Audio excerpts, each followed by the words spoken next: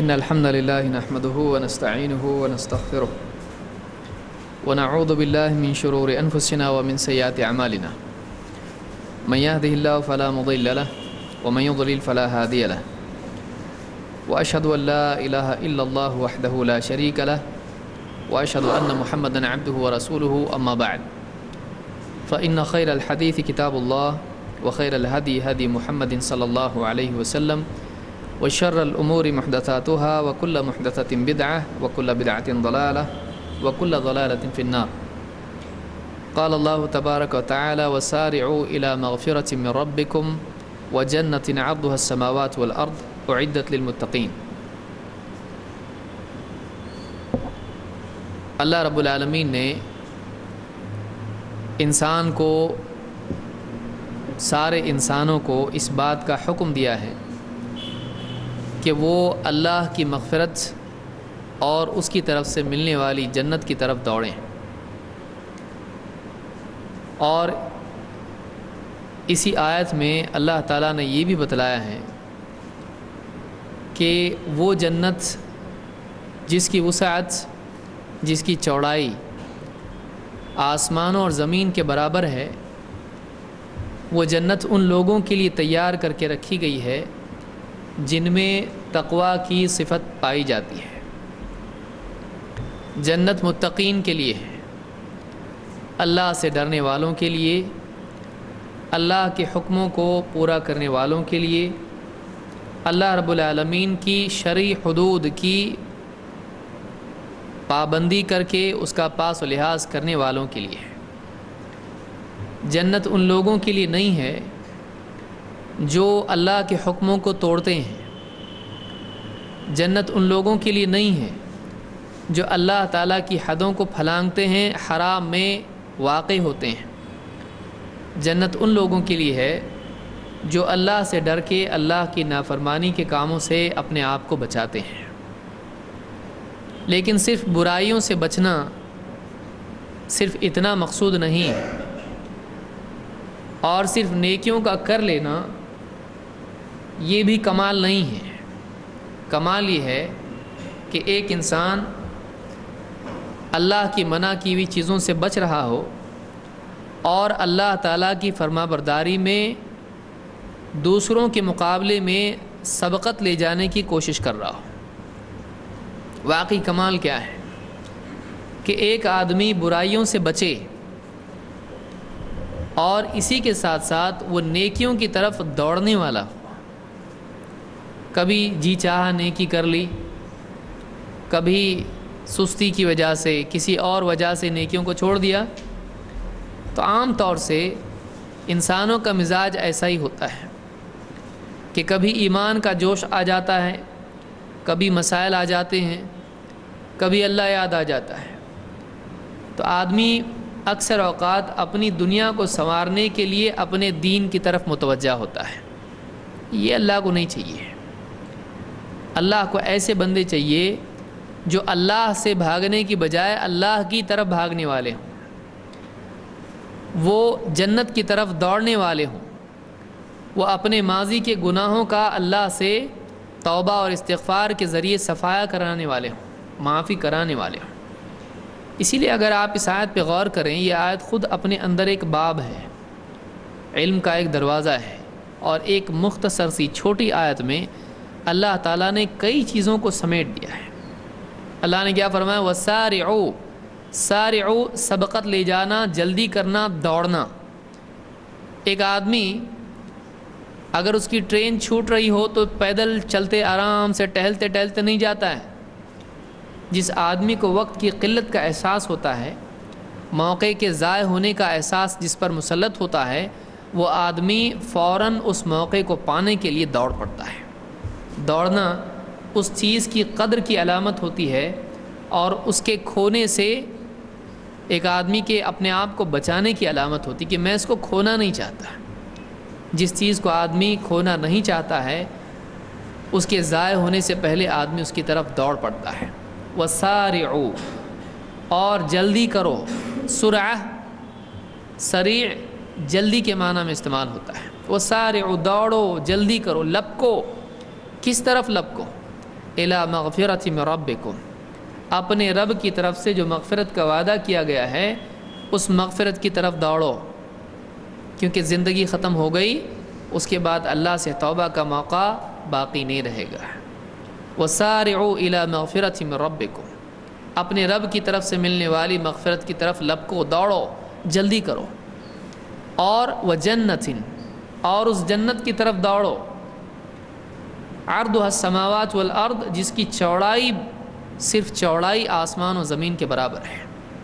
اس کی لمبائی کتنی ہوگی اللہ ہی جانتا ہے، صرف اس کی چوڑائی سارے آسمان اور زمین کی ساری وسعتیں اس کی صرف چوڑائی میں آ جاتی ہیں، اس کی لمبائی کا اللہ نے ذکر نہیں کیا، اس کے طول کا ذکر نہیں کیا، یہاں پر صرف عرضها السماوات والارض کا، جس کی صرف چوڑائی آسمان و زمین کے برابر ہے۔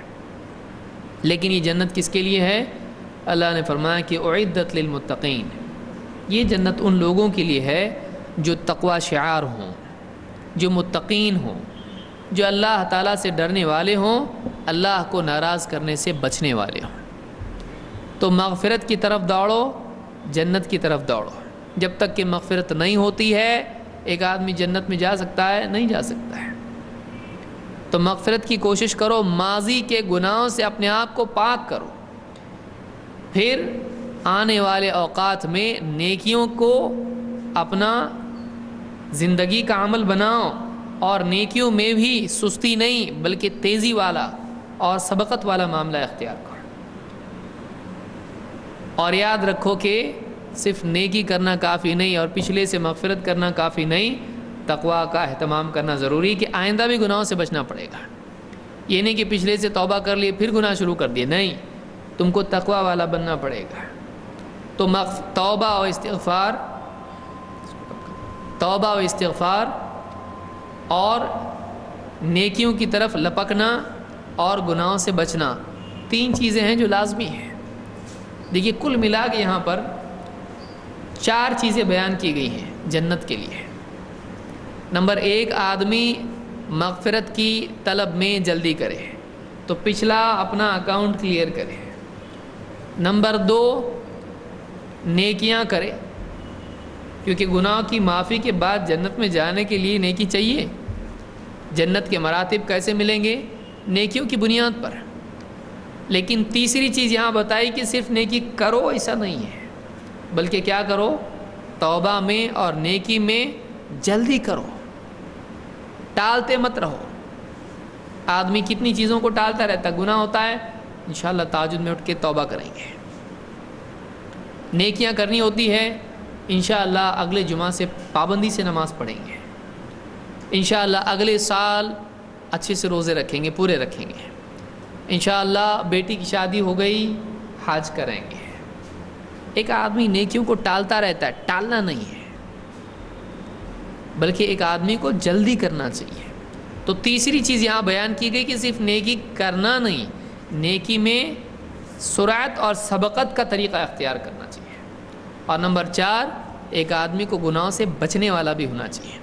تو ماضی کے لیے توبہ، نیکی میں اور استغفار میں جلدی، اور پھر گناہوں سے بچنا، یہ ساری چیزیں اگر آدمی کرتا ہے تو اللہ تعالیٰ نے اس کے لیے کیا وعدہ ہے؟ اس کے لیے اعدت للمتقین، یہ جنت ان لوگوں کے لیے تیار کر کے رکھی گئی۔ تو ایک آیت میں اللہ تعالیٰ نے نجات کی تمام چیزیں بیان کر دی ہیں۔ ہمارے سامنے 2 مہینے ابھی ہیں، ایک شعبان اور دوسرے رمضان۔ آدمی کا ذہن اگر پہلے سے تیار نہیں ہو، موقع آتا ہے نکل جاتا ہے۔ جیسے آدمی اگر سٹاپ پہ ٹرین یا اسٹیشن پر ٹرین اور بس سٹاپ پہ بس کے لیے تیار نہیں ہو، گاڑی آتی ہے، بھیڑ اس میں چڑھ جاتی ہے اور یہ اخبار ہی میں پڑا رہ جاتا ہے، موقع نکل جاتا ہے، بس چھوٹ گئی، ٹرین چھوٹ گئی۔ تو ایک آدمی جو پہلے سے موقع کے لیے تیار ہو، وہ آدمی ہے جو موقع آتے ہی اس کو استعمال کر کے فائدہ والا بن جاتا ہے، وہ سے فائدہ اٹھانے والوں میں سے ہو جاتا ہے۔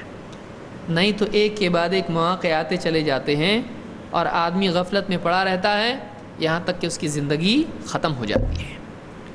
عقل مند آدمی وہ ہے جو موقع کے لیے اس کے آنے سے پہلے تیار رہے. آنے کے بعد تیاری کر رہا ہے، سب سوٹ کیس یہ وہ لے رہا ہے، گئی گاڑی گئی، تو پہلے سے تیار ہونا چاہیے اس کے لیے. ایسی ہمارے سامنے کئی جمعہ کا دن آتا ہے، فلاں دن آتا ہے، رمضان کا مہینہ آتا ہے اور ذوالحجہ کا مہینہ آتا ہے، کئی اوقات آ کے نکل جاتے ہیں. آدمی جانے کے بعد سوچتا ہے کہ اگلے ٹائم اچھا کروں گا، اور ہر مرتبہ یہی کرتا ہے. اپنے آپ کو نیکیوں کے لیے تیار کرنا چاہیے جیسے باقی دنیا کے کاموں کے لیے آدمی تیار کرتا ہے. یہ آدمی عقل مند ہے، اور یہ آدمی اپنے عمل کے ذریعے سے اس بات کا ثبوت دے رہا ہے کہ میرے نزدیک نیکی اتنی قیمتی ہے کہ میں پہلے سے اس کے لیے اپنے آپ کو تیار کرتا ہوں. لہٰذا یہ جو 2 مہینے ہیں، ان میں کیا اعمال ہیں، ان کے کیا احکام ہیں، یہ ہم کو آج کے اس درس میں دیکھنا ہے. رمضان کے بارے میں ہم نہیں دیکھیں گے انشاءاللہ، آگے ہم کبھی موقع ملا تو اس کو دیکھیں گے. آج کے اس درس میں شعبان کے مہینے سے متعلق کیا باتیں ہیں، اختصار کے ساتھ زیادہ تفصیل میں نہیں جاتے ہوئے ہم دیکھنے کی کوشش کریں گے. سب سے پہلی چیز، شعبان یہ نام کہاں سے آیا؟ شعبان کو شعبان کیوں کہتے ہیں؟ اس سلسلے میں ابن منظور کہتے ہیں کہ شعبان اسم للشہر، شعبان ایک مہینے کا نام ہے. سمی بذالک لتشعبہم فیہ، یہ اس لیے نام رکھا گیا کہ عرب کے لوگ اس مہینے میں بکھر جاتے تھے، پھیل جاتے تھے. ای تفرقہم فی طلب المیاہ وقیل فی الغارات، یعنی الغزوات. کہتے ہیں کہ یہ نام شعبان یہ پھیلنے کے اور تفرق اور بکھرنے کے معنی میں ہوتا ہے. اسی لیے ہم کہتے ہیں شعبے، شاخیں، جو برانچز جو ہوتی ہیں پیڑ کی پھیل جاتی ہیں. تو اسی طرح سے شعبان اس لیے کہا گیا کہ عرب کے لوگ اس مہینے میں بکھر جاتے تھے، پھیل جاتے تھے، تلاش میں نکل جاتے تھے، کوئی یہاں کوئی یہاں کوئی وہاں. کس چیز کی تلاش میں بکھرتے تھے، پھیلتے تھے؟ کہتے ہیں کہ ایک تو یہ کہ وہ پانی کی تلاش میں نکل جاتے تھے.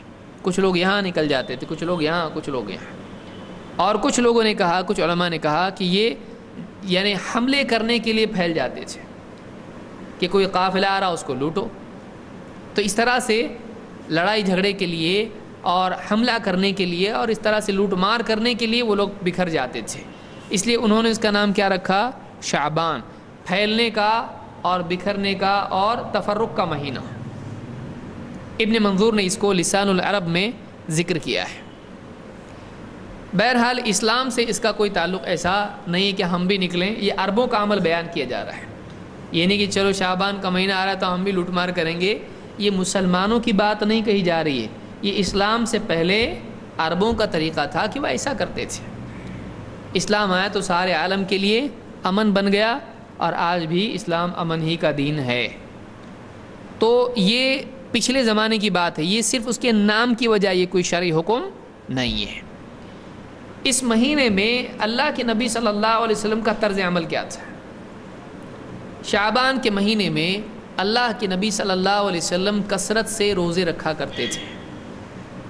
اس سلسلے میں مختلف روایات ہیں، آئیے ایک ایک کر کے اس مسئلے کو ہم سمجھتے ہیں.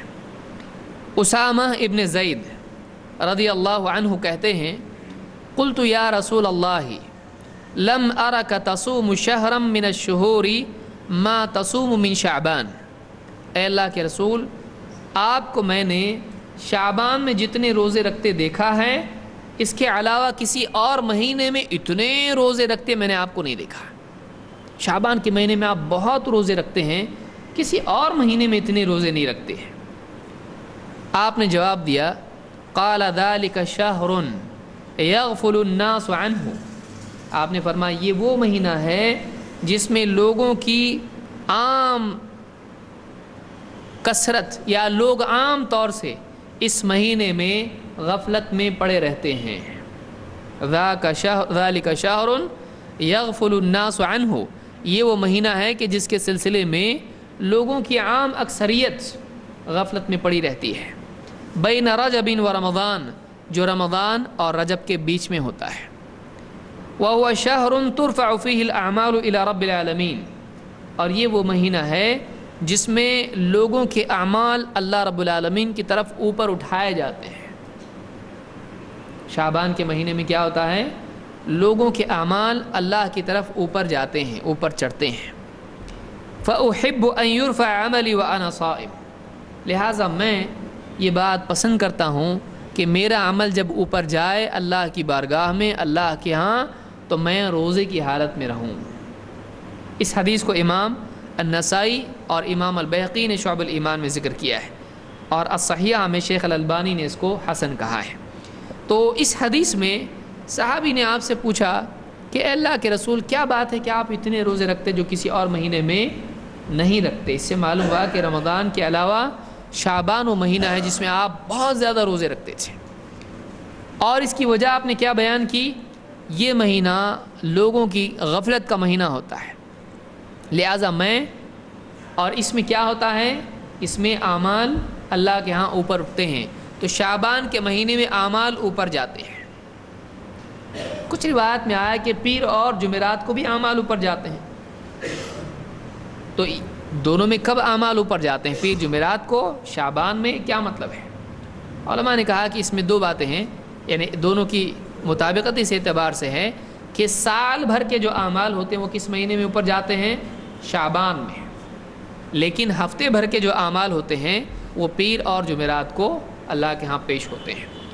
تو اس اعتبار سے شعبان کا جو مہینہ ہے اس میں بندوں کے اعمال اوپر جاتے ہیں، لہٰذا آدمی کو چاہیے کہ وہ اس میں کثرت سے نیکی کرے، ایسا نہ ہو کہ اس میں گناہ اوپر جا رہے ہیں اور اللہ کے ہاں یہ آدمی مجرم قرار پا رہا ہے، کہ اس مہینے میں آدمی گناہ پہ گناہ کیا جائے اور اس کے اعمال اللہ کے ہاں جب پیش ہوں تو اس پر گناہ گار کا حکم لگے، کیونکہ اللہ کی بارگاہ میں گناہ بھیج رہا ہے اوپر۔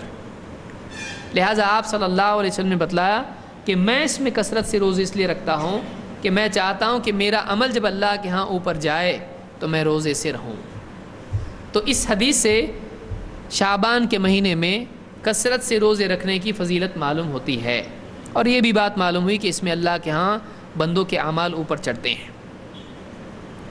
اس سے یہ بھی بات معلوم ہوئی کہ حدیث میں الفاظ کیا ہیں کہ وہ شہر ترفع فیہ الاعمال الی رب العالمین، اس مہینے میں اعمال اللہ رب العالمین کے پاس ترفع، رفع اوپر اٹھانا، ترفع اوپر اٹھایا جانا، تو اللہ اگر ہر جگہ ہے تو اوپر جانے کا کیا مطلب عمل کا؟ اور یہاں ہے کہ الی رب العالمین، اللہ رب العالمین کے پاس اوپر اٹھائے جاتے ہیں، تو لا محالہ اس سے بات کیا ثابت ہوئی کہ اللہ کہاں ہے؟ نیچے ہے، ہر جگہ ہے، دائیں بائیں آگے پیچھے کہاں ہے؟ اللہ رب العالمین اوپر ہے، اسی لیے اعمال بھی بندوں کے کہاں جاتے ہیں؟ اوپر جاتے ہیں۔ تو اس حدیث سے کئی باتیں ہم کو معلوم ہوتی ہیں۔ کچھ روایات میں اس طرح کی بات آئی ہے کہ شعبان کا پورا مہینہ اللہ کے نبی صلی اللہ علیہ وسلم روزے رکھتے تھے، اور کچھ روایات میں بات آئی کہ شعبان کا پورا مہینہ آپ روزے نہیں رکھتے تھے، لہٰذا کچھ لوگوں کو اس میں کنفیوژن ہو سکتا ہے، اگر وہ حدیث کی کتابوں کا مطالعہ کریں ان کو اس میں تضاد محسوس ہو سکتا ہے۔ آئیے دونوں قسم کی روایات ہم دیکھتے ہیں اور اس کے بعد سمجھنے کی کوشش کرتے ہیں کہ ان میں کیا مطابقت ہے۔ وہ روایات جن میں سارا مہینہ روزہ رکھنے کی بات آئی ہے وہ کیا ہے؟ عائشہ رضی اللہ تعالیٰ عنہ جو خود آپ صلی اللہ علیہ وسلم کی بیوی ہیں، امہات المؤمنین میں سے، فرماتی ہیں لم یکن النبی صلی اللہ علیہ وسلم یصوم شہرا اکثر من شعبان، کسی مہینے میں اللہ کے نبی صلی اللہ علیہ وسلم شعبان سے زیادہ روزے نہیں رکھتے تھے۔ فإنہ کان یصوم شعبان کلہ، آپ تو شعبان، سارا شعبان روزے رکھتے تھے۔ اس کو امام البخاری نے اپنی صحیح میں روایت کیا ہے۔ حضرت عائشہ کے الفاظ کیا ہیں کہ شعبان سے بڑھ کر کسی مہینے میں آپ روزے نہیں رکھتے تھے، آپ سارا شعبان روزے رکھتے تھے، آپ سارا شعبان روزے رکھتے تھے۔ اس سے بظاہر ایسا لگتا ہے کہ سارا شعبان ہی روزے رکھتے تھے۔ ام سلمہ رضی اللہ تعالیٰ عنہ سے ایک روایت آئی ہے، فرماتی ہیں عن نبی صلی اللہ علیہ وسلم انہ لم یکن یصوم من السنة شہرا تاما الا شعبان، اللہ کے نبی صلی اللہ علیہ وسلم پورے سال میں شعبان کے علاوہ پورا کا پورا مہینہ روزہ رکھیں، ایسا نہیں ہوتا تھا۔ یصلہ برمضان، آپ سارا شعبان روزے رکھتے اور اس کو رمضان سے ملا دیتے ہیں، یعنی گویا کہ لگاتار کتنے مہینے ہو رہے ہیں؟ 2 مہینے۔ اسی لیے ایک روایت جو انہی سے ہے، ام سلمہ سے کہتی ہیں ما رأیت النبی صلی اللہ علیہ وسلم یصوم شہرین متتابعین الا شعبان و رمضان، میں نے اللہ کے نبی صلی اللہ علیہ وسلم کو لگاتار 2 مہینے روزے رکھتے کبھی نہیں دیکھا سوائے شعبان اور رمضان کے، لگاتار 2 مہینے۔ تو ان احادیث سے اس کو امام الترمذی نے روایت کیا ہے، اور صحیح ترغیب میں شیخ الالبانی نے اس کو صحیح کہا ہے۔ ان روایات سے یہ بات سامنے آتی ہے کہ اللہ کے نبی صلی اللہ علیہ وسلم سارا شعبان روزے رکھتے تھے، لیکن بعض روایات میں بات یہ معلوم ہوتی کہ ایسا نہیں تھا۔ آئیے دیکھتے ہیں یہ کی روایتیں کیا بتا رہی ہیں۔ پچھلی روایت کون سی صحابیہ سے تھیں؟ حضرت عائشہ سے۔ اب پھر حضرت عائشہ کی روایت دیکھیے، فرماتی ہیں وَلَمْ أَرَهُ صَائِمًا مِّن شَهْرٍ قَطْ أَكْثَرَ مِن صِيَامِهِ مِن شَعْبَانَ، میں نے اللہ کے نبی صلی اللہ علیہ وسلم کو پورا مہینہ روزہ رکھتے نہیں دیکھا سوائے شعبان کے۔ کان یصوم شعبان کلہ، آپ سارا شعبان روزے رکھتے تھے۔ کان یصوم شعبان الا قلیلا، کچھ روزے چھوڑ کے، کچھ دن چھوڑ کے سارا ہی شعبان آپ کیا کرتے تھے؟ روزے رکھتے تھے۔ کان یصوم شعبان الا قلیلا، تو یہاں پر سارا شعبان، لیکن اس میں سے کیا ہے؟ کچھ دن چھوڑ کے سارا شعبان آپ روزے رکھتے تھے۔ معلوم ہوا کہ ٹوٹل مہینہ آپ رکھتے تھے نہیں۔ آگے میں آ رہا ہوں کیوں ایسا ہو رہا ہے۔ ایک یہ مسلم کی روایت ہے، مسلم ہی کی روایت ایک اور روایت ہے، اس میں فرماتی ہیں وَمَا رَأَيْتُ صَامَ شَهْرًا كَامِلًا مُنْذُ قَدِمَ الْمَدِينَةِ، جب سے اللہ کے نبی صلی اللہ علیہ وسلم مدینہ آئے، ہجرت کر کے آئے، میں نے آپ کو کبھی نہیں دیکھا کہ آپ نے پورا مہینہ روزہ رکھا ہو، الا ان یکون رمضان، سوائے رمضان کے مہینے کے۔ رمضان کے مہینے کے علاوہ میں نے آپ کو پورا مہینہ روزہ رکھتے کبھی بھی نہیں دیکھا۔ اس میں کیا ہو رہا ہے؟ رمضان کے علاوہ نہیں۔ پچھلی روایت میں کیا تھا؟ سارا شعبان آپ روزہ رکھتے تھے۔ اس کو بھی مسلم نے روایت کیا ہے۔ بخاری مسلم کی ایک روایت میں فرماتی ہیں فما رأيت رسول اللہ صلی اللہ علیہ وسلم استکمل صیام شہر الا رمضان، میں نے کبھی نہیں دیکھا اللہ کے رسول صلی اللہ علیہ وسلم کو کہ آپ نے کسی مہینے کو روزوں سے پر کر دیا ہو، یا میں نے کبھی نہیں دیکھا کہ آپ نے رمضان کے علاوہ کسی مہینے کے سارے روزے رکھے ہوں۔ وما رأيته اکثر صیاما منه فی شعبان، میں نے شعبان سے زیادہ کسی اور مہینے میں آپ کو روزہ رکھتے نہیں دیکھا۔ اس کو بخاری مسلم نے روایت کیا ہے۔ اب یہاں پر تو ایک دوسری بات معلوم ہو رہی ہے کہ رمضان کے علاوہ کمپلیٹ مہینہ، مکمل مہینہ آپ نے کبھی روزہ نہیں رکھا۔ اب وہ ماننا کہ یہ ماننا کہ پچھلی روایت میں کیا آ رہی تھی بات؟ آپ سارا شعبان روزہ رکھتے تھے، اور اس روایت میں کیا بات آ رہی ہے کہ آپ سارا شعبان روزہ نہیں رکھتے تھے۔ اب کوئی آدمی بولے گا تو حدیث سے ٹکرا رہی ہے، پھر کچھ لوگ خوش ہو جائیں گے، بولیں گے دیکھو ہم بولتے نا حدیث سے ٹکراتی، اس لیے کیا کرنے کا؟ صرف قرآن پہ چلنے کا۔ لیکن آپ دیکھیں کہ ایک آدمی جس کو عربی کا اسلوب معلوم نہ ہو وہ بہت ساری غلطیاں کر سکتا ہے، بلکہ اگر اردو زبان بھی آپ دیکھیں یا انگلش بھی آپ دیکھیں تب بھی آپ کو سمجھ میں آئے گا کہ کبھی زبان ایسی استعمال کی جاتی ہے لیکن سارا مقصود نہیں ہوتا ہے۔ مثلا ایک آدمی کہے رات بھر میں ہوم ورک کرتے بیٹھا ہوں، رات بھر میں نے پڑھائی کی، کوئی آدمی اس سے کہے گا ارے تو ٹیرس پہ ٹہل رہا تھا نا، تو نے چائے بھی بنا کے پی، تو نے کھانا بھی کھایا، تو نے فون بھی مجھ کو کیا، تو اس کے علاوہ بھی تو اس نے اوقات رات بھر گزارے ہیں، اس نے کچھ اور بھی کام کیے ہیں۔ لیکن آدمی کیا کرتا؟ سارا رات بھر میں نے کچھ نہیں، بس پڑھائی کرتے بیٹھا تھا میں۔ تو ایک آدمی، یہ اسلوب ہوتا ہے زبان میں کہ جب اکثر حصہ کسی دن کا یا مہینے کا یا سال کا، سال بھر سے اس کے پیچھے پڑا ہوں، پیسے دے بھائی لیکن اب تک نہیں دیا، مہینے بھر سے بیوی پیچھے پڑی ہے میرے لیے اس مرتبہ یہ کپڑے لے کر آؤ، جوتے سینڈل لے کے آؤ، مہینے بھر سے پیچھے پڑی، یعنی کیا مطلب؟ یعنی صبح سے شام تک وہی بولتی ہے، صبح سے لے کے شام تک میں یہ کرتا ہوں۔ تو آدمی صبح سے شام تک آفس میں پڑا رہتا ہوں اور کام کرتا رہتا ہوں، فائلوں کے بیچ میں رہتا ہوں، تو کیا آدمی چائے پینے باہر نہیں جاتا ہے؟ فائلوں کے بیچ میں ہی رہتا ہے۔ اکثر حصہ جب آدمی بیان کرتا ہے اس میں کچھ چھوڑا ہوا ہو تو بھی وہ اس کے اپوزٹ ہوتا ہے؟ نہیں ہوتا ہے۔ کوئی آدمی بولتا کیا جھوٹ بات کر رہا ہے، چائے پینے نیچے آیا تھا نا تو، ارے اس کا مطلب یہ کہ سارا دن میں آفس میں فائلوں کے بیچ میں رہتا ہوں۔ کیا آدمی لنچ ٹائم اس میں پکڑتا ہے کہ نہیں پکڑتا ہے؟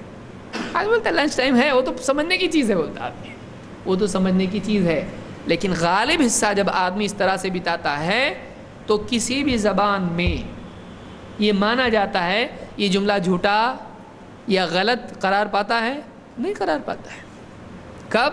جب اکثر حصہ آدمی اس طرح سے گزارے، تو اکثر کا اطلاق اس طرح سے ہوتا ہے کہ پورا بھی آدمی بول دیتا ہے، سمجھ میں آیا؟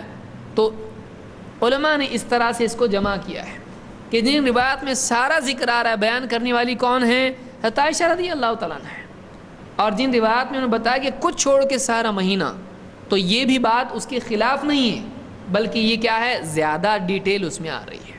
جیسے کوئی آدمی کہے دن بھر آج میں فلاں کے انتظار میں تھا، یا فلاں جگہ میں دن بھر آج فلاں جگہ تھا، گھر پہ تھا، لیکن ایک آدمی تھوڑا اگر باہر جا کر نماز کو جا کے آیا تو وہ اس کے خلاف نہیں پکڑا جاتا ہے۔ پھر وہ کہے کہ بس نماز کو جا کے آیا، میں باقی پورا دن گھر پہ ہی تھا، تو کیا کہیں گے؟ یہ جملہ اس سے ٹکرا رہا ہے؟ نہیں، کہیں گے کہ سارا دن کہیں اور نہیں گیا، بس تھوڑا بہت ادھر ادھر گیا، تو وہ شمار ہوتا ہے؟ نہیں ہوتا ہے۔ یہ اردو، عربی، انگلش یا جو بھی زبان ہے اس میں عام طور سے یہ بات لوگوں میں معروف ہے، لوگ سمجھتے ہیں اس کو۔ تو ان دونوں احادیث میں ٹکراؤ نہیں ہے، بلکہ دونوں قسم کی روایت بیان کرنے والی ایک ہی شخصیت ہے، لہٰذا ان کی وہ بات اور وہ بات دونوں جمع کی جائے گی۔ یہی بات عبداللہ ابن مبارک نے کہی ہے۔ امام الترمذی نے کتاب الصوم باب ما جاء فی وصال شعبان برمضان، شعبان اور رمضان کو جوڑ دینا روزوں میں، دونوں مہینے کے روزے رکھنا، اس باب میں امام الترمذی کیا کہتے ہیں سنیے۔ کہتے ہیں وروی عن ابن المبارک، ابن مبارک بہت بڑے علماء میں سے گزرے، محدثین میں سے گزرے ہیں، کہتے ہیں ابن مبارک سے یہ روایت نقل کی گئی ہے انہ قال فی هذا الحدیث، کہ انہوں نے اس حدیث کے بارے میں ایک بات کہی۔ کیا کہا؟ قال هو جائز فی کلام العرب، ایسا بولنا کلام عرب میں چلتا ہے۔ کیسا؟ اذا صام اکثر الشہر ان یقال صام الشہر کلہ، کہ ایک آدمی کسی مہینے کے اکثر روزے اگر رکھ لے تو وہ یوں کہہ سکتا ہے کہ میں نے سارا مہینہ روزے رکھے۔ عرب میں ایسا بولنے میں کوئی مسئلہ نہیں ہوتا ہے، اور ہمارے عرب کیا ہندی، مراٹھی اور اردو انگلش میں بھی چلتا ہے۔ وَيُقَالُ قَامَ فُلَانٌ لَيْلَهُ أَجْمَعَ، اور یوں بھی کہا جاتا ہے کہ فلاں شخص رات بھر نماز پڑھتا رہا۔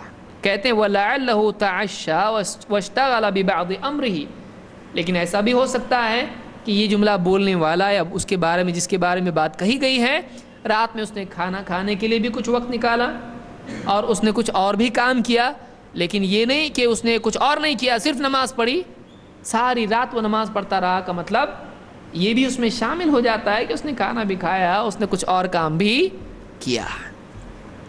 تو ایسا کہنا جھوٹ ہوتا ہے، غلط ہوتا ہے؟ نہیں۔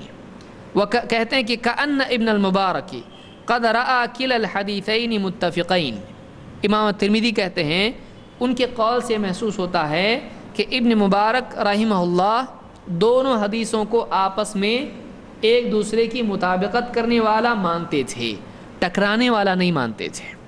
یقول انما معنی هذا الحدیث انه كان يصوم اکثر الشہر، کہتے ہیں کہ ان کے نزدیک اس حدیث کے معنی یہ ہیں کہ اللہ کے نبی صلی اللہ علیہ وسلم سارا مہینہ نہیں بلکہ اکثر مہینہ روزے رکھتے تھے۔ پوری بحث سے ایک بات سامنے آئی کہ اللہ کے نبی صلی اللہ علیہ وسلم شعبان کے مہینے میں بہت بہت بہت زیادہ روزے رکھتے تھے، اتنے رکھتے تھے کہ بولنے والا آپ کے روزوں کو دیکھ کے یوں کہے سارا مہینہ روزوں میں گزار دیا آپ نے، سارا مہینہ آپ نے روزوں میں گزار دیا۔ یہ یعنی یہ کلام عرب میں آتا ہے، اس لیے ٹکراؤ نہیں۔ اس لیے دیکھیے عربی زبان اگر آدمی کو معلوم ہو یا قواعد انسانی گفتگو کے انسان کو معلوم ہو تو بہت ساری حدیثیں جن کو لوگ سمجھتے ہیں کہ ٹکرا رہی ہیں تو یہ ٹکرانے والی نہیں ہوتی ہیں، آسانی سے اس کا مسئلہ حل ہو جاتا ہے۔ جیسے ہمارا ابھی بارش کا مہینہ ہے تو آدمی بولے گا کہ صبح سے بارش ہو رہی ہے، بیچ میں رکی نہیں، کبھی رکتی بھی ہے، لیکن آدمی کیا کہتا ہے اکثر حصہ جب دن میں بارش ہوتی ہے تو صبح سے بارش لگی ہوئی ہے، حالانکہ کبھی رکتی بھی ہے اور پھر سے شروع ہو جاتی ہے، لیکن آدمی وہ رکنے کو گنتا ہے نہیں، تھوڑی دیر کے لیے رکا پھر چالو ہو گیا بارش، پھر بارش شروع ہو گئی، تو آدمی کہتا ہے صبح سے بارش ہو رہی ہے۔ کیوں؟ یہ اردو اور کسی بھی زبان کا ہی طریقہ ہوتا ہے، یہ جھوٹ نہیں ہوتا ہے۔ بہرحال تو یہ ایک چیز ہم نے دیکھی۔ آئیے اور آگے بڑھتے ہیں، شعبان کے مہینے میں اور کیا کیا خیال رکھنا چاہیے۔ بہت سارے لوگ خصوصاً خواتین یا بیمار یا مسافر جن کے پچھلے رمضان کے روزے چھوٹے ہوں وہ چھوٹے ہی رہتے ہیں یہاں تک کہ اگلا رمضان آ جاتا ہے۔ تو یاد رکھیں کہ شعبان کا مہینہ کم سے کم جو اپنے روزے بچے ہوئے ہوں ان کو شعبان میں قضا کر لینا چاہیے۔ کوئی بیمار تھا اس کے روزے باقی تھے، کوئی آدمی مسافر تھا اس نے روزے چھوڑ دیے تھے، کوئی عورت حائضہ تھی اس کے روزے باقی ہیں، تو شعبان کا مہینہ ہے، اگلا مہینہ آ رہا ہے رمضان کا، تو شعبان میں اس نے اپنا پچھلا ریکارڈ اکاؤنٹ کلیئر کر دینا چاہیے۔ عائشہ رضی اللہ تعالیٰ فرماتی ہیں کان یکون علی الصوم من رمضان، مجھ پر پچھلے رمضان کے روزے باقی رہا کرتے تھے، فما استطیع ان اقضی الا فی شعبان، فرماتی ہیں کہ وہ جو میرے روزے رہتے تھے وہ روزے میں قضا نہیں کر پاتی تھی سال بھر، یہاں تک کہ شعبان کا مہینہ آ جاتا۔ یعنی کب قضا کرتی تھی اپنے روزے؟ شعبان کے مہینے میں۔ اس کو امام البخاری اور مسلم نے روایت کیا ہے۔ کوئی آدمی سوچے گا کیوں اتنا دیر کرتی تھی؟ تو ایک تو وجہ یہ تھی کہ اکثر اوقات خود اللہ کے نبی صلی اللہ علیہ وسلم کے ساتھ سفر میں جایا کرتی تھی، اور ایک روایت میں انہوں نے خود کہا کہ میں اللہ کے نبی صلی اللہ علیہ وسلم کی وجہ سے یہ روزے شعبان سے پہلے تک نہیں پورے کر پاتی تھی۔ علماء نے اس میں وجہ یہ بتائی ہے کہ عائشہ رضی اللہ تعالیٰ عنہ اللہ کے نبی صلی اللہ علیہ وسلم کے لیے سال بھر آپ کی خدمت کے لیے اور آپ کی ذاتی ضرورت کے لیے اپنے آپ کو تیار رکھتی تھی۔ دیکھیے کبھی ایسا ہوتا ہے کہ شوہر کو بیوی سے خواہش ہوتی ہے، اب دیکھا کہ بیوی ایسے وقت میں کیا ہے، روزے کی حالت میں ہے، تو شوہر کو اپنی خواہش پر قابو پانا پڑتا ہے، وہ اپنی بیوی سے اپنی ضرورت پوری نہیں کر سکتا ہے۔ حضرت عائشہ یہ چاہتی تھیں کہ میرے شوہر کو کبھی بھی اگر ضرورت پڑے میرے ساتھ تعلق قائم کرنے کی تو کبھی بھی آپ کو میرے روزے کی وجہ سے رکنا نہ پڑے۔ لیکن شعبان کا مہینہ کیا ہوتا تھا، خود اللہ کے نبی صلی اللہ علیہ وسلم کثرت سے روزے رکھتے تھے، لہٰذا آپ کا خیال رکھنے کی وجہ سے سال بھر یہ روزے نہیں رکھتے ہوئے شعبان میں یہ بھی روزے رکھتی تھی۔ ان کے لیے کیا ایسا کرنا ضروری تھا؟ نہیں، لیکن اللہ کے نبی صلی اللہ علیہ وسلم کی محبت، آپ کی تعظیم اور شوہر کے حقوق کا خیال رکھتے ہوئے وہ سال بھر اپنے روزے روکے رکھتی تھیں، اور جیسی شعبان کا مہینہ آتا تھا پھر سارے روزے قضا اپنے کر لیتی تھی۔ یہ ایک ادب ہے کہ ایک بیوی اپنے شوہر کا کتنا خیال رکھنا چاہیے۔ بعض اوقات شوہر کا عام انسانوں کا معاملہ یہ ہے کہ شوہر کو خواہش ہو اور اگر بیوی اس کی خواہش کو پوری نہ کرے، شوہر گناہ تک، زنا تک، یا کم سے کم آنکھوں کے زنا تک تو جاتا ہے۔ تو ایک عورت کو اپنے شوہر کے حقوق کا، اس کی ضروریات کا خیال رکھنا چاہیے۔ تو بہرحال یہ اس شوہر کے لیے ہے کہ جو شعبان میں روزے رکھتا ہے، یہ تو رمضان میں بھی نہیں رکھتا ہے۔ بہت سارے شوہر رمضان میں بھی کب روزے رکھتا ہے؟ 21، 23، 25، 27، 29 اور 27 تو پکا ہے، کیونکہ 27 معلوم نہیں پڑتا ہے، رات بھر جا کے دن بھر سونا پڑتا ہے، بہت ایزی روزہ رہتا ہے 27 میں۔ تو یہ ایسے شوہر کے لیے ہے جو شعبان میں روزے رکھتا ہو، لیکن اتنا ٹالتے رہنا کہ گنتی بھول جائے۔ کہ عورتیں بعض اوقات کیا ہوتا ہے رکھیں گے ہوتے ہوتے سال شعبان آ گیا، اب کتنے روزے تھے سوچ رہی ہے تو وہ روزے بھی یاد نہیں آ رہے. تو ایسا نہیں ہونا چاہیے. بہرحال یہ حضرت عائشہ کا یعنی طریقہ ہے. اب واقعی سمجھ لیجیے لاپرواہی کی وجہ سے اگر کسی کے روزے رہ گئے ہوں تو اب تو کم سے کم سونے سے جاگنا چاہیے. شعبان کے مہینے میں کم سے کم جاگ جانا چاہیے، مردوں کو بھی اور عورتوں کو بھی، اپنے بچے ہوئے روزوں کو وہ پورا کر لیں. تو شعبان کا مہینہ اس اعتبار سے بھی اہم ہے کہ رمضان سے پہلے پہلے اپنا ریکارڈ کیا کرے آدمی پورا کلیئر کر دے، اپنا کھاتا بالکل کلیئر کر لے. اور آگے آئیے، کیا نصف شعبان کے بعد روزے رکھے جا سکتے ہیں؟ یعنی شعبان کا مہینہ آدھا ہو جائے، ابھی شروع نہیں ہوا ہے، میں سمجھتا ہوں ابھی 1-2 دن باقی ہیں شروع ہونے میں. 28 تاریخ ہے تو شعبان کا مہینہ ابھی شروع ہونے والا ہے. تو 15 شعبان کے بعد، نصف شعبان یعنی آدھا شعبان ہو جائے، کیا اس کے بعد روزے رکھے جا سکتے ہیں؟ اس کے بعد نفل روزے نہیں رکھنا چاہیے.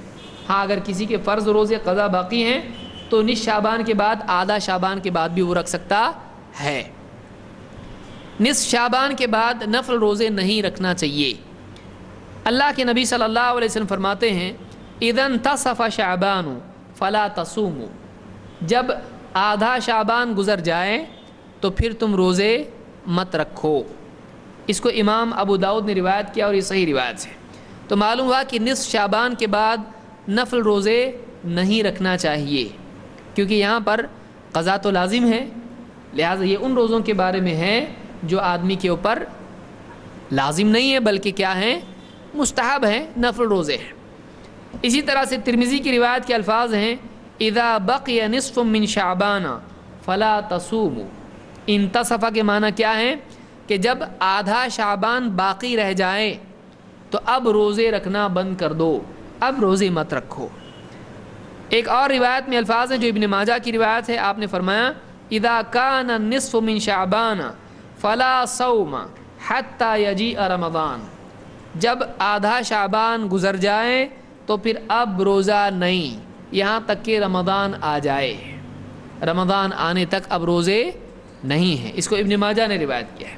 تو ان احادیث سے بات معلوم ہوتی ہے کہ آدھا شعبان گزر جانے کے بعد اب روزے نہیں رکھنا چاہیے. اس کی کیا وجہ ہے؟ علماء نے اس کی وجہ بتائی ہے کہ ابھی سارا رمضان تو روزے رکھنا ہی ہے، تو اس کا آدمی پہلے ہی سے روزے رکھ کے کمزور نہ ہو جائے، لہٰذا آدمی کو چاہیے کہ وہ رمضان آنے دے اور پھر رمضان آنے کے بعد روزوں کی شروعات کرے، خواہ رمضان سے روزے پہلے رکھ کر کمزور نہ ہو جائے. تو یہ حکمت ایک علماء نے اس کے بارے میں بتائی ہے.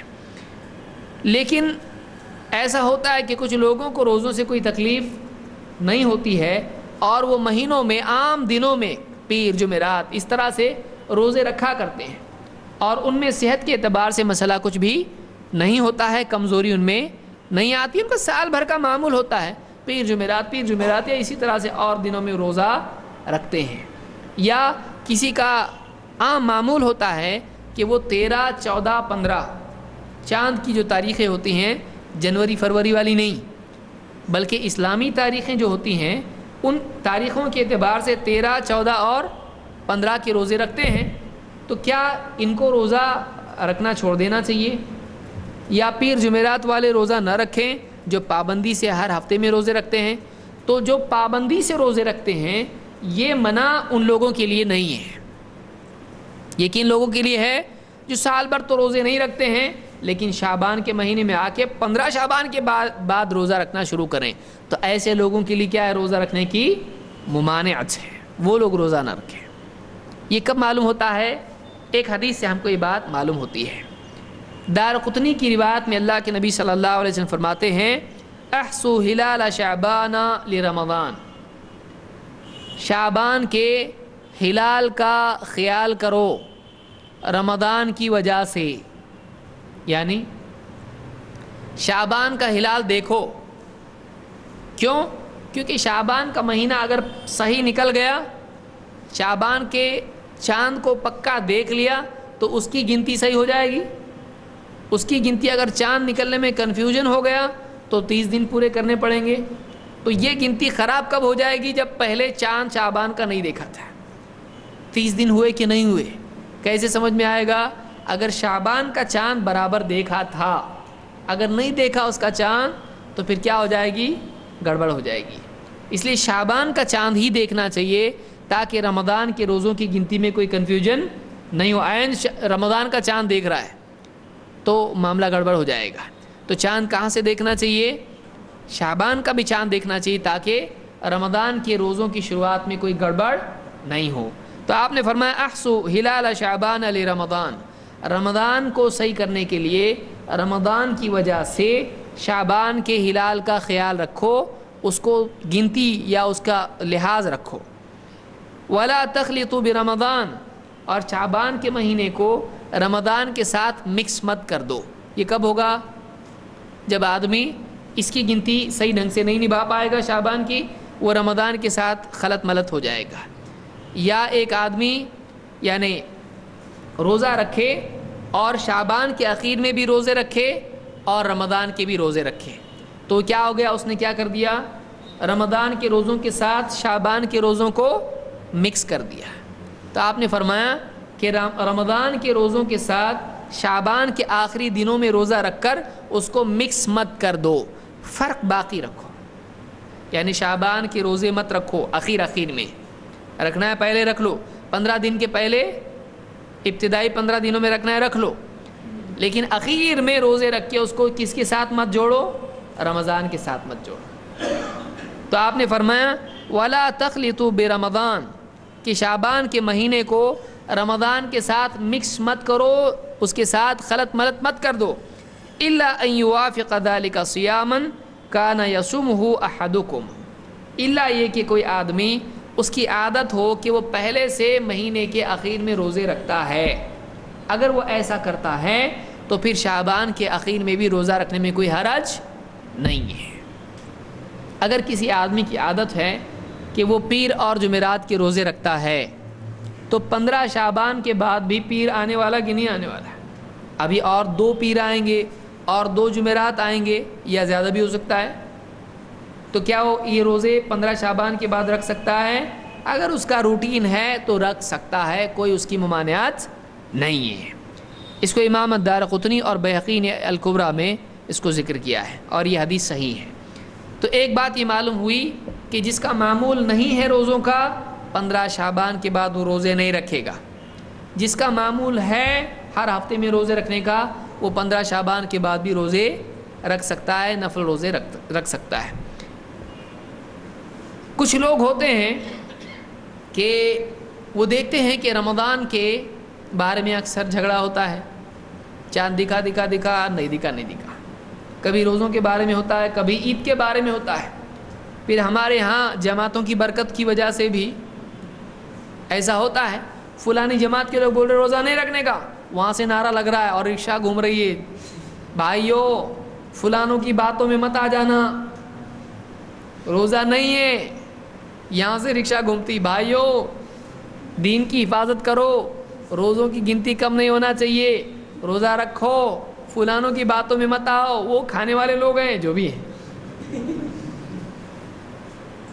तो हमारे यहाँ ये अक्सर होता है। अब कुछ लोग क्या करते हैं, इसमें से सोचते हैं देखो कल रोज़ा है या नहीं है, एक काम करते हैं रोज़ा रख लेते हैं, अगर नहीं निकला तो नफल हो जाएगा, और अगर रोज़ा था कल तो रोज़े में हैं हम। तो शक वाला जो दिन होता है कि रोज़ा है कि नहीं है, तो ऐसे दिन में बाज़ लोग एहतियाती रोज़ा रख लेते हैं कि अगर है तो हम रोज़े से हैं, नहीं है तो नफल है। तो ऐसा रोज़ा रखना सही है कि नहीं है कि जिस दिन अबर छाया हुआ हो और चाँद दिखा या नहीं दिखा, क्लियर कट मामला नहीं है, तो उस दिन का रोज़ा रख सकते हैं कि नहीं रख सकते हैं? एहतियात, रमज़ान का एहतियाती रोज़ा कि अल्लाह अगर आज रमज़ान है तो मेरा रोज़ा है, ऐसा एहतियाती रोज़ा रख सकते हैं कि नहीं रख सकते हैं? ऐसा रोज़ा नहीं रख सकते हैं। अल्लाह के नबी सल्लल्लाहु अलैहि वसल्लम ने इससे मना किया है। आइए देखते हैं कैसे। सिलाह इब्न ज़ुफ़र कहते हैं कुन्ना इंद अम्मार इब्न यासिर, हम अम्मार इब्न यासिर रदी अल्लाह ताला अन्हु के पास थे। फ़ऊतिया बिशातिन मसलियतिन, हमारे यहाँ ایک بھونی ہوئی بکری لائی گئی کھانے کے لیے. بکری ایک دم بھون کے اچھی ایک دم بھون کے بکری کا گوشت لایا گیا. فقال کلو، انہوں نے کیا کہا؟ کھاؤ، بکری کھاؤ، گوشت کھاؤ. فتنحى بعض القوم، ایک آدمی یا کچھ لوگ بکری کے گوشت سے کیا ہو گئے؟ تھوڑے سائیڈ میں گئے، دور ہو گئے. ارے ہم نہیں کھاتے. کیوں ایسا کہا اس آدمی نے؟ کہا انی صائم، میں روزے سے ہوں. فقال عمار ابن یاسر، تو عمار ابن یاسر نے کہا من صام اليوم الذي يشك فيه فقد عصى ابا القاسم صلی اللہ علیہ وسلم. جس آدمی نے شک کے دن روزہ رکھا اس نے ابو القاسم یعنی اللہ کے نبی صلی اللہ علیہ وسلم کے حکم کی نافرمانی کی ہے. شک والا دن کون سا ہوتا ہے؟ جس دن ابر چھایا ہوا ہو اور معلوم نہ ہو، چاند نہیں دکھائی دے رہا ہے، معلوم نہیں کل رمضان ہے یا نہیں. اس دن کے بارے میں حکم کیا ہے کہ ایسے دن کو شعبان کے ساتھ جوڑا جائے. ایسا دن رمضان ہو سکتا ہے؟ نہیں، جب تک کہ کنفرم چاند دکھائی نہیں دیتا ہے یا رمضان کے 30 دن پورے نہیں ہوتے ہیں تب تک کہ رمضان شروع کر سکتے ہیں؟ نہیں کر سکتے ہیں. اس کو امام نسائی، ابو داؤد، ابن ماجہ، دارمی، ابن حبان، دارقطنی، حاکم اور بہقی نے روایت کیا ہے اور یہ روایت صحیح ہے. اس سے معلوم ہوا کہ شک کے دن روزہ رکھنا چاہیے؟ نہیں رکھنا چاہیے. جس دن ابر چھایا ہوا ہو اور 29 دن شعبان کے پورے ہوئے ہیں تو اگلا دن رمضان ہو سکتا ہے؟ نہیں، جب تک کہ 30 دن پورے نہ ہو جائیں یا 29 کے بعد چاند دکھائی نہ دے. اگر 29 کو چاند دکھائی دیا شام کو 29 کے بعد تو ہم روزہ رکھیں گے یا پھر 30 دن پورے کریں گے اور روزہ رکھیں گے. اسی لیے اللہ کے نبی صلی اللہ علیہ وسلم کی حدیث اس بات کو واضح کرتی ہے. آپ نے فرمایا صوموا لرؤیتہ وافطروا لرؤیتہ، چاند دیکھ کر روزے رکھنا شروع کرو اور چاند دیکھ کر روزوں کا سلسلہ ختم کرو. فَإِنْ حَالَ بَيْنَكُمْ وَبَيْنَهُ سَحَابَةٌ أَوْ ظُلْمَةٌ، پھر اگر تمہارے اور چاند کے درمیان بادل یا اندھیری چھا جائے فَأَكْمِلُوا الْعِدَّةَ عِدَّةَ شعبان، تو شعبان کی گنتی پوری کر لو، یعنی شعبان کے 30 دن پورے کر لو. وَلَا تَسْتَقْبِلُوا الشَّهْرَ اسْتِقْبَالًا، اور رمضان کے مہینے میں جلدی نہ کرو، وقت رمضان آنے سے پہلے روزے شروع مت کرو. وَلَا تَصِلُوا رَمَضَانَ بِيَوْمٍ مِّن شَعْبَانَ، اور رمضان کے مہینے کو شعبان کے دن کے ساتھ روزے سے جوڑو مت کہ کل رمضان ہے اور آج بھی آدمی روزہ رکھ رہا ہے. اس طرح سے روزہ شعبان اور رمضان کا جوڑو مت. اس حدیث کو امام احمد اور نسائی اور بہقی نے روایت کیا اور صحیح روایت ہے. تو اللہ کے نبی صلی اللہ علیہ وسلم نے شک کے دن روزہ رکھنے سے منع کیا. اور شک کا دن کون سا ہے؟ آسمان میں بادل ہوں، چاند نہ دکھائی دے اور آدمی 29 دن شعبان کے ہوئے ہوں، پھر اگلے دن رمضان کی نیت سے آدمی روزہ رکھے. یہ روزہ رکھنا صحیح ہے؟ نہیں، یہ جائز نہیں ہے، یہ جائز نہیں ہے. لیکن کیا کسی آدمی کا اگر معمول ہے کہ وہ ہر مہینے کے آخری دنوں میں روزے رکھتا ہے، کسی وجہ سے اس کو چھٹی ہے یا کچھ فری رہتا ہے یا کچھ اور وجہ ہے اس کی، تو کیا وہ آدمی جو ہر مہینے کے آخری دنوں میں روزے رکھتا ہے، کیا وہ آدمی شعبان کے آخری دنوں میں روزے رکھ سکتا ہے؟ تو جواب یہ ہے کہ ہاں، ایسا آدمی شعبان کے آخری دنوں میں روزے رکھ سکتا ہے. کیوں؟ اس لیے کہ اس کا معمول ہے. آئیے دیکھتے ہیں اس بارے میں کیا بات آئی ہے. عمران ابن حسین رضی اللہ عنہ کہتے ہیں ان رسول اللہ صلی اللہ علیہ وسلم قال له او لآخر، کہ اللہ کے نبی صلی اللہ علیہ وسلم نے ان سے یا کسی اور صحابی سے بات کہی. عمران ابن حسین صحابی ہیں. یہ حسین سین سے نہیں ہے، یہ صاد سے ہے. حسین، حسین نہیں، حسین حسن حسین نہیں، حسین صاد کے ساتھ میں. آپ نے ان سے کہا اصمتا من سرر شعبان، کیا تم نے سرر شعبان کے روزے رکھے؟ امام البخاری کے الفاظ ہیں اما صمتا سرر هذا الشہر، کیا تم نے اس شہر کے اس مہینے کے سرر کے روزے رکھے ہیں؟ قال لا، انہوں نے کہا نہیں۔ قال فإذا افطرت فصم یومین، آپ نے فرمایا جب افطار تو کرے تو، یعنی افطار کرے یعنی رمضان کا افطار کرے، عید الفطر منائیں تو پورا رمضان کی افطار، ایک دن کا نہیں، پورا رمضان ختم کر دے تو پھر اس کے بدلے میں کیا کر تو 2 روزے رکھ۔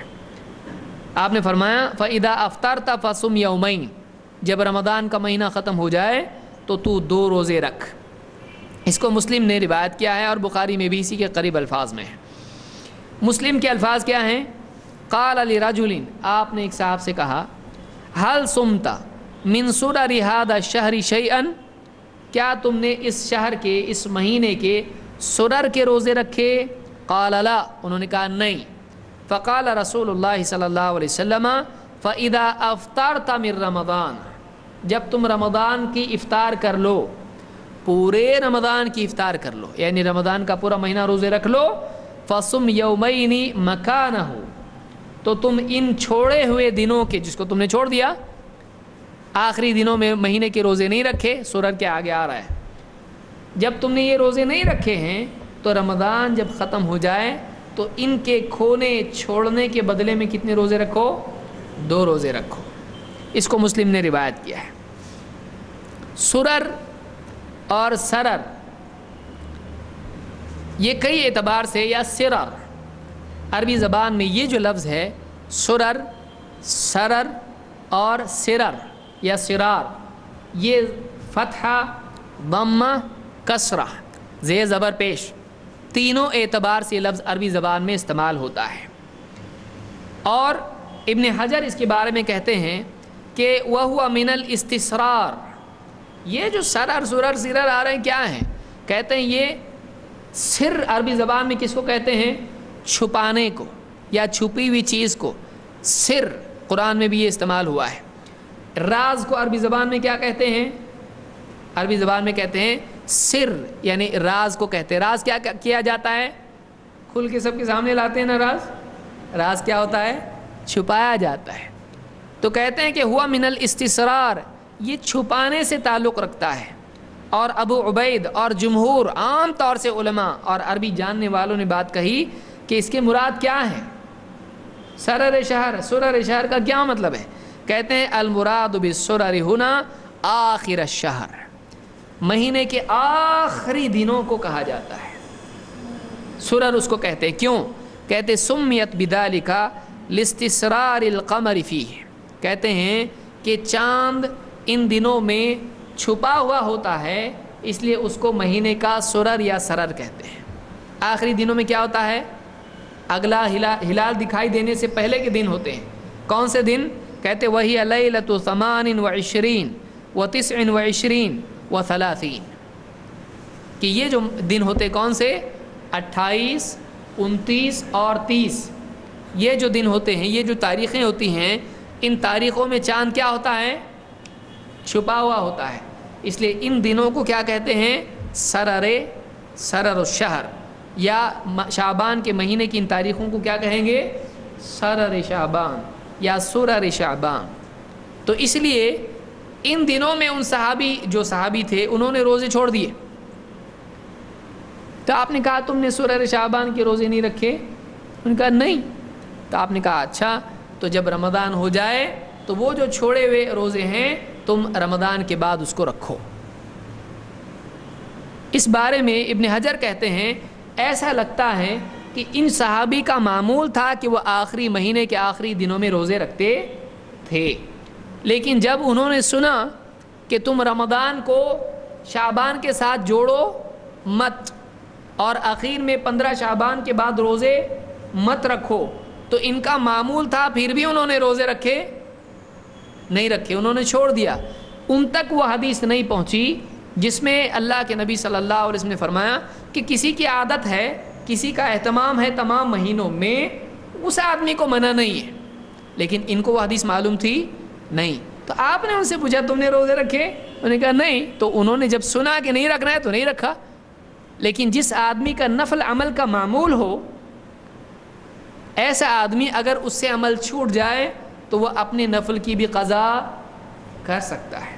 اسی لیے تہجد میں بھی چونکہ اللہ کے نبی صلی اللہ علیہ وسلم کا قیام اللیل کا معمول تھا، تو آپ صلی اللہ علیہ وسلم جب آپ کی رات کی نماز چھوٹ جاتی تھی تو اگلے دن آپ ظہر سے پہلے، زوال سے پہلے 12 رکعتیں پڑھا کرتے تھے۔ معلوم ہوا کہ نفل کی بھی قضا ہوتی ہے، لیکن نفل کی قضا فرض ہے۔ جب عمل ہی نفل ہے تو فرض کیسا ہوگا اس کی قضا؟ یعنی اصل عمل کیا تھا؟ نفل، اور اس کی قضا کیا ہو گئی؟ فرض۔ تو ایسا ہوتا ہے؟ نہیں ہوتا ہے۔ نفل کی قضا بھی کیا ہوتی ہے؟ نفل۔ مستحب کی قضا مستحب ہے، کر لیا تو بہت اچھا، نہیں کیا تو کوئی بات نہیں۔ تو کوئی آدمی اگر کسی کا معمول ہے تو وہ 15 شعبان کے بعد بھی روزے رکھ سکتا ہے۔ اس طرح سے تمام روایات جمع ہوتی ہیں۔ فتح الباری میں کتاب الصیام باب الصوم من آخر الشہر، مہینے کے آخری دنوں میں آدمی کا روزہ رکھنا، اس باب کے ضمن میں ابن حجر نے یہ ساری باتیں بیان کی ہیں۔ اسی طرح سے اس مہینے کے اخیر میں یا 15 شعبان اس مہینے میں آتی ہے کہ 14ویں شعبان کی رات کو لوگ بہت ساری عبادت کرتے ہیں، اس کی کوئی اصل نہیں ہے خاص طور سے اس کو کرنا، لیکن اس مہینے میں آدمی کو چاہیے کہ اگر کسی سے اس کا جھگڑا ہے، چل رہا ہے، اس مہینے میں اپنا کیس کلیئر کر دے، اس سے اپنا جھگڑا آدمی کیا کر دے؟ ختم کر دے۔ کیوں؟ اللہ کے نبی صلی اللہ علیہ وسلم فرماتے ہیں ان اللہ لیطلع فی لیلۃ النصف من شعبان فیغفر لجمیع خلقہ الا لمشرک او مشاح۔ اللہ تعالیٰ 15ویں شعبان یعنی 14 تاریخ ہو گئی، اب اس کے بعد آنے والی رات، کیونکہ رات پہلے آتی ہے اور دن بعد میں آتا ہے، تو 15ویں تاریخ سے ایک رات پہلے 15ویں تاریخ کی رات، جب ایسی رات ہوتی ہے 15 شعبان کی رات ہوتی ہے تو اللہ تعالیٰ اپنے بندوں کی طرف متوجہ ہوتا ہے خصوصی طور پر، اور اللہ تعالیٰ سارے بندوں کی مغفرت کرتا ہے سوائے 2 لوگوں کے۔ ایک وہ جو شرک کرنے والا ہو، مشرک کی مغفرت نہیں کرتا ہے، یا وہ جو مشاحن ہو، جو اپنے بھائی سے جھگڑا باقی رکھے ہوئے ہو، جو اپنے بھائی سے جھگڑا باقی رکھے ہوئے ہو۔ اس کو ابن ماجہ نے روایت کیا اور یہ حسن درجے کی روایت ہے، مختلف طرق سے مل کے یہ طریق حسن ہو جاتا ہے۔ ایک اور روایت میں آپ فرماتے ہیں اذا کان لیلۃ النصف من شعبان، جب 15 شعبان کی رات ہو، نصف شعبان ہو، تو اطلع اللہ الی خلقہ، اللہ تعالیٰ اپنے بندوں کی طرف متوجہ ہوتا ہے، فیغفر للمؤمنین ویملی للکافرین، تو اللہ تعالیٰ اپنے ایمان والے بندوں کی مغفرت کرتا ہے اور کافروں کو مزید ڈھیل دیتا ہے، موقع دیتا ہے کہ وہ توبہ کریں، رجوع کریں۔ وَيَدَعُ أَهْلَ الْحِقْدِ بِحِقْدِهِمْ حَتَّى يَدَعُوهُ، اور آپس میں کینہ کپٹ جھگڑا باقی رکھنے والوں کو چھوڑے رکھتا ہے، ان کی مغفرت نہیں ہوتی ہے، ان کو چھوڑے رکھتا ہے یہاں تک کہ وہ اپنے جھگڑے اور اپنی نفرتوں کو چھوڑ دے۔ اس کو امام البیہقی نے روایت کیا ہے شعب الایمان میں، اور یہ حسن درجے کی روایت ہے، اور ابن ماجہ وغیرہ میں اور طبرانی میں بھی یہ روایت دوسرے طریق سے آئی ہے۔ تو معلوم ہوا کہ جو لوگ آپس میں جھگڑے باقی رکھے ہوئے ہیں یا شرک میں پڑے ہوئے ہیں، ان کی مغفرت 15 شعبان کی رات کو نہیں ہوتی ہے۔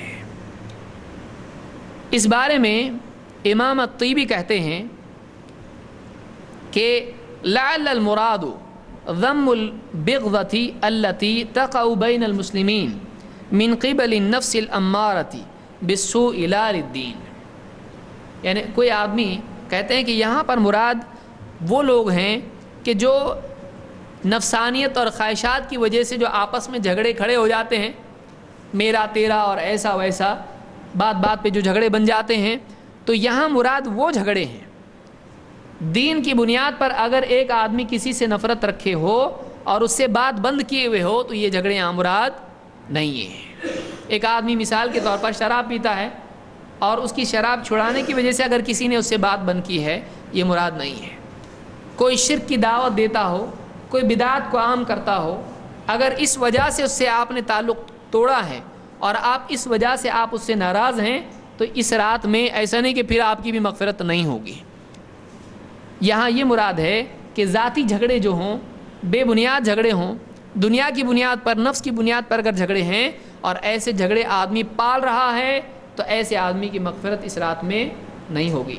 لیکن دین کی بنیاد پر اگر ناراضگی کسی سے ہے تو وہ آدمی اس پکڑ میں یا مغفرت کے سے محروم رہنے میں وہ آدمی نہیں ہوتا ہے، اس آدمی کی انشاءاللہ مغفرت ہوگی۔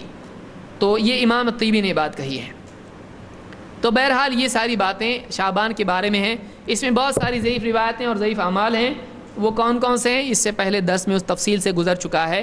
مثال کے طور پر ایک حدیث ہے شعبان الشہری و رمضان شہر اللہ، شعبان میرا مہینہ ہے اور رمضان اللہ کا مہینہ ہے۔ وہ شعبان المطہر، شعبان پاک کرنے والا ہے، اور رمضان المکفر، اور رمضان کیا ہے؟ کفارہ کرنے والا ہے۔ یہ روایت سخت ضعیف ہے، یہ روایت ضعیف ہے جس میں آئے کہ شعبان میرا مہینہ ہے اور رمضان اللہ کا مہینہ ہے، تو یہ روایت ضعیف ہے۔ اور شیخ الالبانی نے الضعیفہ میں جلد نمبر 8 اور صفحہ نمبر 222 پر اس کو کہا ہے کہ یہ سخت ضعیف ہے، کوئی آدمی چاہے تو تفصیل اس کی وہاں دیکھ سکتا ہے۔ اسی طرح سے 15 شعبان کی رات قیام کرنے کی بھی حدیث آئی ہے کہ اس رات میں من احیا لیلۃ العید و لیلۃ النصف من شعبان لم یمت قلبہ یوم تموت فیہ القلوب، جو آدمی دونوں عیدوں کی راتوں میں اور 15 شعبان کی رات کو جو آدمی جاگتا ہے، عبادت کرتا ہے، اس آدمی کا دل اس دن نہیں مرے گا جس دن سارے دل مر جائیں گے۔ العلل المتناہیہ فی الاحادیث الواہیہ میں ابن الجوزی نے اس حدیث کو سخت ضعیف کہا ہے، یہ حدیث صحیح نہیں ہے، بلکہ ابن الجوزی نے کہا کہ ھذا حدیث لا یصح عن رسول اللہ صلی اللہ علیہ وسلم، یہ حدیث اللہ کے نبی صلی اللہ علیہ وسلم سے صحیح طور سے ثابت نہیں ہے۔ اسی طرح سے 15 شعبان کی رات دعا کی قبولیت کی حدیث بھی آئی ہے کہ الفاظ ہیں خمس لیال لا ترد فیہن الدعوہ، 5 راتیں ہیں جن میں دعا رد نہیں ہوتی ہے۔ اول لیلۃ من رجب و لیلۃ النصف من شعبان و لیلۃ الجمعۃ و لیلۃ الفطر و لیلۃ النحر، رجب کی پہلی رات، شعبان کی 15 شعبان کی رات، جمعہ کی رات، عید الفطر کی رات اور عید الاضحیٰ کی رات، ان میں دعا رد نہیں ہوتی ہے۔ یہ روایت ایک آئی ہے، اس کو تاریخ دمشق میں ابن عساکر نے ذکر کیا ہے، لیکن یہ روایت بھی کیا ہے؟ صحیح نہیں ہے، بلکہ یہ موضوع روایت ہے، اور کئی وجوہات ہیں جو میں دوسرے درس میں ذکر کر چکا ہوں 15 شعبان کی حقیقت کے سلسلے میں، تو یہ روایت بھی ضعیف ہے۔ لہٰذا اس رات میں کوئی خصوصیت نہیں ہے دعا کی، کوئی دعا کرے تو منع بھی نہیں ہے، لیکن اس رات کی وجہ سے اگر وہ دعا کرتا ہے تو یہ صحیح نہیں ہے، نیت سے حکم بدل جاتا ہے۔ اسی طرح سے 15 شعبان کو روزہ رکھنا، یعنی 15ویں شعبان کے دن میں روزہ رکھنا، ایک رات پہلے لوگ جاگتے ہیں پھر اگلے دن روزہ رکھتے ہیں، یہ بھی روایت صحیح نہیں ہے۔ ابن ماجہ میں روایت موجود ہے کہ علی بن ابی طالب رضی اللہ عنہ سے روایت ہے کہ اللہ کے رسول صلی اللہ علیہ وسلم نے فرمایا اذا کانت لیلۃ النصف من شعبان، جب 15 شعبان کی رات ہو، فقوموا لیلھا وصوموا نہارھا، اس کی رات میں قیام کرو اور اگلے دن روزہ رکھو۔ فإن اللہ ينزل فيها لغروب الشمس إلى سماء الدنيا، اس لیے کہ اللہ تعالیٰ غروب ہی کے وقت میں آسمان دنیا کی طرف نازل ہوتا ہے، اور فیقول الا من مستغفر لی فاغفر له، ہے کوئی مغفرت مانگنے والا کہ میں اس کی مغفرت کروں، الا مسترزق فارزقه، الا مبتلا فاعافیہ، ہے کوئی رزق مانگنے والا کہ میں رزق دوں، ہے کوئی مصیبت میں مبتلا کہ میں اس کو عافیت دوں، الا کذا الا کذا حتی یطلع الفجر، اللہ تعالیٰ مسلسل یوں کہتا رہتا ہے یہاں تک کہ فجر کا وقت آ جاتا ہے۔ تو یہ روایت بھی ضعیف ہے، اس کو ابن ماجہ نے روایت کیا ہے، اور یہ روایت بھی صحیح نہیں ہے، بلکہ یہ روایت موضوع ہے، جھوٹی روایت ہے، گھڑی ہوئی روایت ہے۔ اسی طرح سے 15 شعبان کی رات کو قبروں کی زیارت کی لمبی روایت ایک آئی ہے حضرت عائشہ سے، یہ روایت بھی امام ترمذی نے ذکر کی ہے، اور خود امام ترمذی کہتے ہیں کہ حدیث عائشہ لا نعرفہ، حضرت عائشہ کی جو روایت یہ آئی ہے، یہ اس حدیث کو ہم نہیں پہچانتے ہیں، الا من هذا الوجہ من حدیث الحجاج سوائے اس طریقے جو حجاج ابن ارطات سے آئی ہے، اور کہتے ہیں کہ وہ سمعت محمدا یضاعف هذا الحدیث، میں نے امام بخاری سے سنا انہوں نے اس حدیث کو ضعیف کہا، تو یہ حدیث بھی کیا ہے؟ ضعیف ہے۔ تو 15 شعبان کی رات کو تہجد پڑھنا، خاص طور سے اس وجہ سے کہ یہ 15 شعبان کی رات ہے، اگلے دن روزہ رکھنا، یا اس رات کو قبروں کی زیارت کے لیے جانا، یا اس رات کو خصوصی طور پر دعا کرنا، تو اس طرح سے کوئی فضیلت اس کی نہیں ہے، اس بارے میں کوئی ثابت حدیث نہیں ہے۔ اللہ کے نبی صلی اللہ علیہ وسلم اور صحابہ سے اس رات میں خاص طور سے عبادت کرنا ثابت نہیں ہے۔ تو 15 شعبان کے بارے میں یہ بعض احکام تھے جو آج ہم نے دیکھے۔ انشاءاللہ مزید اور باتیں دوسرے رمضان سے متعلق یا اور بھی کچھ احکام ہیں انشاءاللہ ہم آگے درس میں دیکھیں گے۔ اقول قولی ھذا واستغفر اللہ لی ولکم۔